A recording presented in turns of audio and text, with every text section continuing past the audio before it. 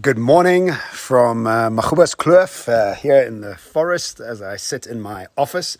Maybe the best office I've ever had, actually. But today's video is about money. I have been speaking to a bunch of people around the world, and this concept and this sort of angst around money seems to be prevalent.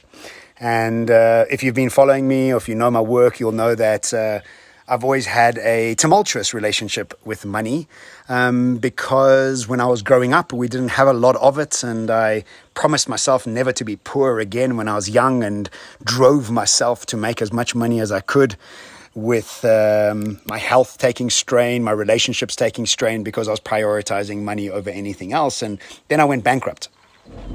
Even though I had a lot of it, it all disappeared.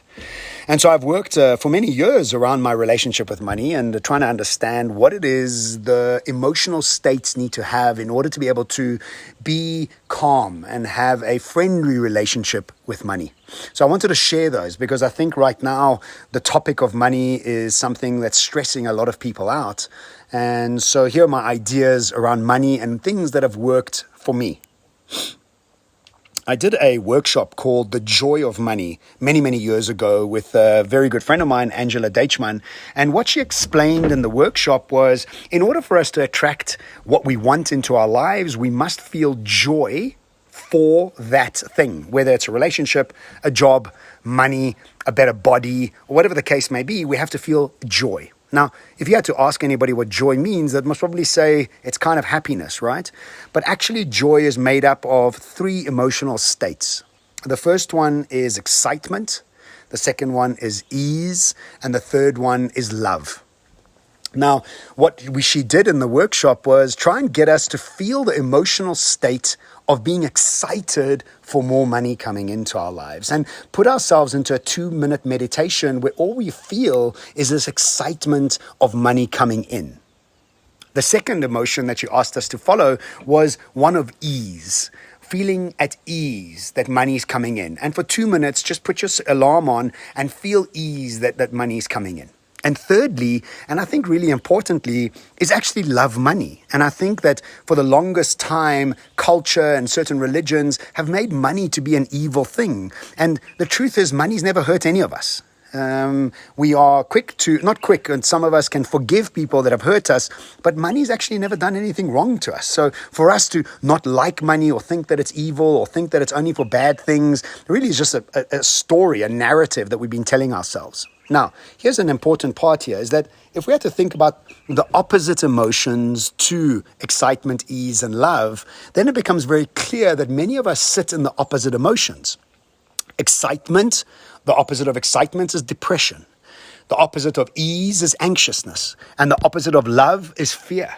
So if you're thinking about money and if you're feeling depressed that it's not coming to you, or if you're feeling anxious that it's not arriving, or if you're feeling fearful that it's never going to come, you're quite literally repelling money. Now, apply this to a job that you want, a new business contract that you want, a relationship that you're looking for, or even to your own body. If you're feeling depressed that you don't have the right body, or if you're feeling anxious that your body's not like you want it to be, or if you're feeling fearful that you're never going to get that body, you're just repelling it. So one of the stories that I came across reading about money is that we need to treat money like a friend.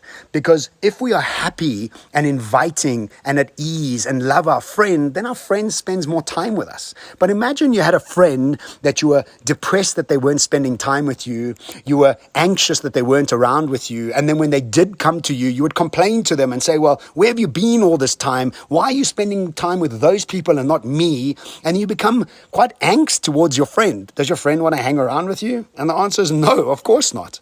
So if you pretend like money is your friend, or the relationship you're looking for is your friend, or your body is your friend, what are the emotional states that you want to have towards this person, this thing, this idea? Is one of joy.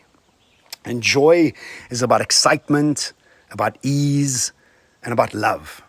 And I think it's important for us to train ourselves to create habits that are about excitement, ease, and love. And last thing, money requires purpose. You need to be giving directions and instructions to the energy of money, of how much of it you need, for what purpose. And if you speak to it and give it that direction, remember, like everything else around us, waves of light react to how we project onto it. So the more you angst, the more you're depressed, and the more you're fearful around it, the less it wants to hang around with you. And so I trained my brain, or should I say, retrained my brain and my emotions to be excited, at ease, and in love, and give it direction of what I want to do with it, and build the capacity of which the money should be sitting in. So good luck.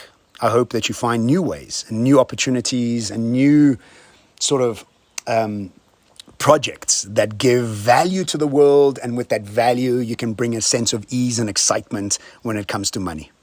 Ciao from Kloof.